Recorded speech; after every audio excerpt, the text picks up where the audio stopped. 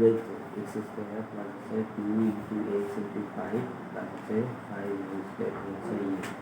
যে 25 আসলে এখন 25 থেকে 16 বাদ দিয়ে হচ্ছে 9 থাকে সেটা এদিকে নিয়ে যা মাইনাস 9 হবে এখন হচ্ছে এটা হচ্ছে এক্স প্লাস 5 হোল স্কোয়ারের সাথে আরেকটা বলতেছে ওয়াই মাইনাস 3